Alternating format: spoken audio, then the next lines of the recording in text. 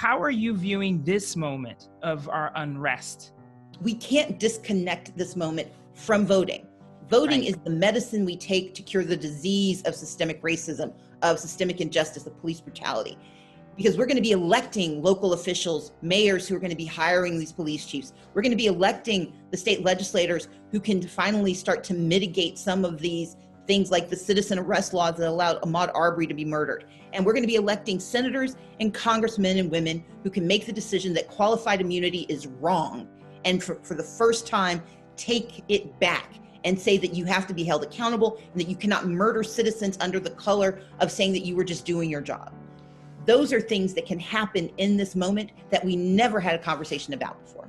But even thinking about the recent Georgia primary, the long lines, the confusion, closed precincts. It's interesting to me that in your book, you said, thinking back to your election back in 2018, that it still made you angry today. By the way, makes me angry too, FYI. Makes me angry too. All right. All of us are angry. But how can Georgia be back in this place again?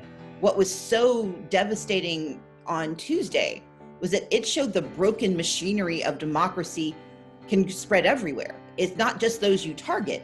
When you break the machinery, you break it for everyone. And that's why Republicans were standing in long lines.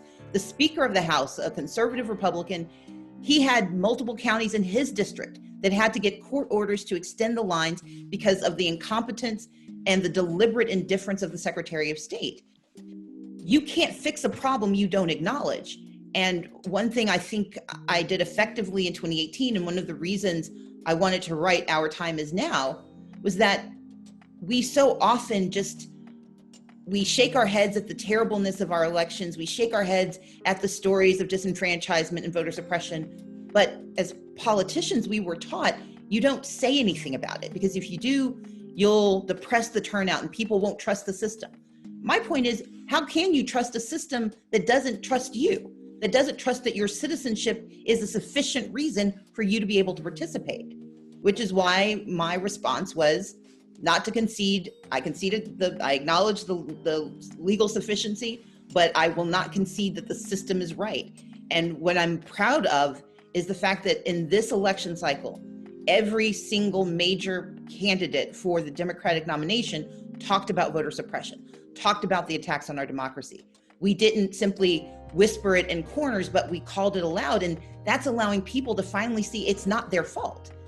Because the last piece I'll say is this: voter suppression is the most insidious when it convinces you that you're the problem, that you should have known, you should have done, you were in a long line because you didn't think about it, or because people are so enthusiastic. No, you're in a long line because the people in charge under-resourced your precinct and did not value your vote. And that is not right. I think we can't start thinking about these issues or talking about these issues in September or October. Now is the time for all good people to come to the aid of their country. If you guys like what you see, subscribe right here.